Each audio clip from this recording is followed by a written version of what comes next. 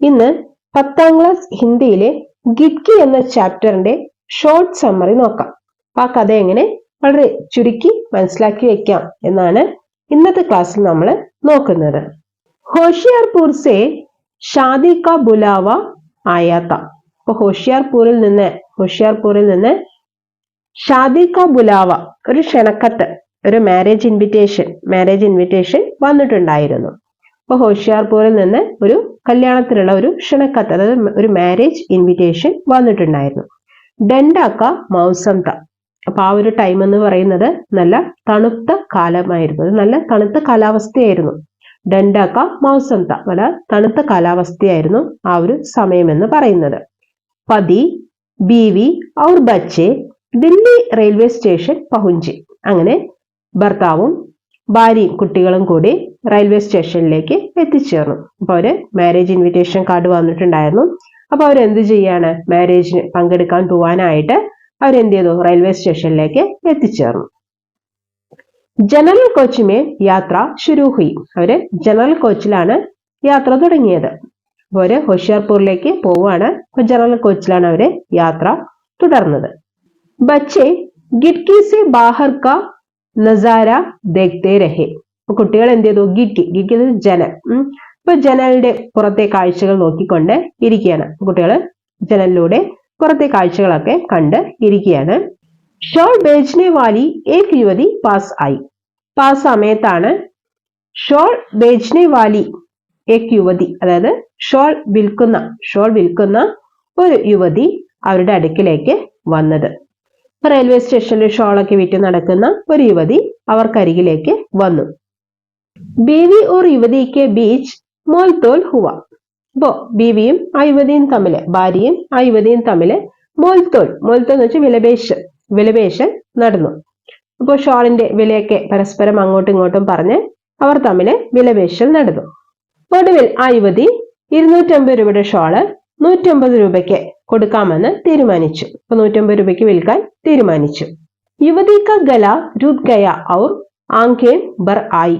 അപ്പൊ അത്രയും വില കുറച്ച് വിൽക്കേണ്ടി വന്നതുകൊണ്ട് തന്നെ ആ യുവതിയുടെ ഗല രുത് ഗയ, അതായത് തൊണ്ട ഇടറുകയും ആംഖേ ബർ ഗയി, കണ്ണുകൾ നിറയുകയും ചെയ്തു. അപ്പൊ അവർക്ക് വളരെ, അതായത് വില കുറച്ച് കൊടുക്കേണ്ടി വന്ന ആ ഒരു സാഹചര്യത്തില് ആ യുവതിയുടെ തൊണ്ട ഇടറുകയും കണ്ണുകൾ നിറയുകയും ചെയ്തിട്ടുണ്ടായിരുന്നു. പത്തിനെ 5 ഷോൾ ചുനെ. അപ്പോ ഭാര്യ എന്ത് ചെയ്തു, 5 ഷോളുകളാണ് എടുത്തത്. 5 ഷോളുകൾ തിരഞ്ഞെടുത്തു. ഭർത്താവ് എന്ത് ചെയ്തു, 750 രൂപ ആ യുവതിക്ക് കൊടുക്കുകയും ചെയ്തു. അപ്പൊ ഭാര്യ 5 ഷോളുകൾ അതിൽ നിന്ന് സെലക്ട് ചെയ്തു. ഭർത്താവ് 750 രൂപ ആ 5 ഷോളിനുമായിട്ട് കൊടുക്കുകയും ചെയ്തു. രാസ്തേ ബർ ബീവി കെ മൻ മേ യഹി വിചാർ താ കി അഗർ ഓർ ബഹസ് കർത്തി തോ കീമത്ത് ഔർ ബി കം ഹോ ജാത്തി. ഇപ്പൊ യാത്രയിലുടനീളം ബീവി കെ മന്, ഭാര്യയുടെ മനസ്സിൽ ഒറ്റ ചിന്തയെ ഉണ്ടായിരുന്നുള്ളൂ, ഒരു വിചാരേ ഉണ്ടായിരുന്നുള്ളൂ. അതെന്തായിരുന്നു, ഇനിയും കുറച്ചുകൂടി തർക്കിക്കുകയോ വിലപേശുകയോ ഒക്കെ ചെയ്തിരുന്നെങ്കിൽ ഷാളിന്റെ വില ഇനിയും എന്ത് ചെയ്യായിരുന്നു, കുറച്ച് കിട്ടുമായിരുന്നു. അപ്പൊ കുറച്ചുകൂടി ഒന്ന് വിലപേശിയിരുന്നെങ്കിൽ കുറച്ചുകൂടി വില കുറച്ച് കിട്ടുമായിരുന്നു. ഈ ഒരു ചിന്ത മാത്രമാണ് ആരുടെ മനസ്സിലുണ്ടായിരുന്നത്, ഭാര്യയുടെ മനസ്സിൽ ഉണ്ടായിരുന്നത്. അല്ലെങ്കിൽ യാത്രയിലുടനീളം ഭാര്യ ചിന്തിച്ചിട്ടുണ്ടായിരുന്നത് ഇതായിരുന്നു. പതി സോച്ച് രഹത്താ താക്കി മേരെ പിതാ ഭി റെയിൽഗാഡി മേ സാമാൻ ഭേജ് ജബ് തക്കെ ഹരെ ഗർ ആത്തെ തോ ഉൻകി ആംഗെ മേ ഭി വഹി നമി തി ജോ ആജ് ഉസ് യുവതി കി ആംഗെ മേ തി. അപ്പോ ഭർത്താവ് ഇതാണ് ചിന്തിച്ചത്. അപ്പോ ഭർത്താവ് ചിന്തിച്ചത് മറ്റൊന്നായിരുന്നു. എന്താണ് ചിന്തിച്ചത്, മേരെ പിതാബി റെയിൽഗാഡി മേ സാമാൻ ഭേജ്. അതായത് എന്റെ പിതാവും എന്റെ അച്ഛനും എന്താണ്, പണ്ട് ഇതുപോലെ ട്രെയിനുകളിൽ സാധനങ്ങൾ വിറ്റ് നടന്നിരുന്ന ആളായിരുന്നു. അപ്പൊ പണ്ട് എന്റെ പിതാവും എങ്ങനെയാണ്, ട്രെയിനുകളിൽ ഇതുപോലെ സാധനങ്ങൾ വിറ്റ് നടന്നിരുന്നു. അവസാനം തളർന്ന് വീട്ടിൽ വരുന്ന സമയത്ത് അച്ഛന്റെ കണ്ണുകളിലും ഈ ഒരു നമി, അതായത് അച്ഛന്റെ കണ്ണുകളിലും ആ ഒരു നനവ് കാണാറുണ്ടായിരുന്നു. ആ കണ്ണീര് ഉണ്ടായിരുന്നു, അല്ലെങ്കിൽ കണ്ണീരിന്റെ ആ ഒരു ഈർപ്പം ഉണ്ടായിരുന്നു. അതേ നനവാണ് ഇന്ന് ആ യുവതിയുടെ കണ്ണുകളിലും കണ്ടത്. ആ യുവതിയുടെ കണ്ണുകളിലും ഞാൻ കണ്ടത്. ഇതാണ് ആര് ചിന്തിച്ചത്, പതി, അതായത് ഭർത്താവ് ചിന്തിച്ചത് ഈ രീതിയിലായിരുന്നു. അദ്ദേഹത്തിന്റെ അച്ഛനും ട്രെയിനിൽ എങ്ങനെയാണ് ഇതുപോലെ സാധനങ്ങൾ വിറ്റ് നടന്നിരുന്ന വ്യക്തിയായിരുന്നു. അവസാനം സാധനങ്ങളൊക്കെ വിറ്റ് വൈകുന്നേരം വീട്ടിലേക്ക് ആവശ്യനായിട്ട് തളർന്ന് കയറി വരുമ്പോൾ അച്ഛന്റെ കണ്ണുകളിലും ഇതുപോലെ നനവ് കാണാറുണ്ടായിരുന്നു. അതേ നനവാണ് ഇന്ന് ആ യുവതിയുടെ കണ്ണിലും കണ്ടത്.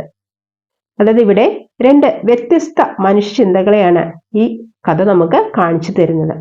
അതായത് ഭാര്യ എന്ന കഥാപാത്രം ലാഭത്തെക്കുറിച്ച് മാത്രം ചിന്തിക്കുമ്പോൾ ഭർത്താവ് ആ കച്ചവടക്കാരിയുടെ കഷ്ടപ്പാടിനെ തന്റെ അച്ഛന്റെ പഴയകാല ജീവിതവുമായിട്ട് എന്ത് ചെയ്തിരിക്കുകയാണ്, ഉപമിച്ചുകൊണ്ടാണ്, കമ്പയർ ചെയ്തുകൊണ്ടാണ്, വളരെ സഹതാപത്തോടു കൂടെയാണ് ഭർത്താവ് ആ യുവതിയെ കാണുന്നത്. അതായത് ജീവിക്കാൻ വേണ്ടി കഷ്ടപ്പെടുന്ന പാവപ്പെട്ട തൊഴിലാളികളോട് നമ്മൾ കാണിക്കേണ്ട ദയയും സഹാനുഭൂതിയും ഒക്കെയാണ് ഈ കഥ നമ്മളെ ഓർമ്മപ്പെടുത്തുന്നത്. അപ്പൊ പാഠഭാഗത്തിന്റെ ആശയം മനസ്സിലായെന്ന് വിചാരിക്കുന്നു. 10ാം ക്ലാസ്സിലെ മറ്റ് സബ്ജക്റ്റുകളുടെ വീഡിയോ ക്ലാസ്സുകളും നിങ്ങൾക്ക് ഈ ചാനൽ ലഭ്യമാണ്.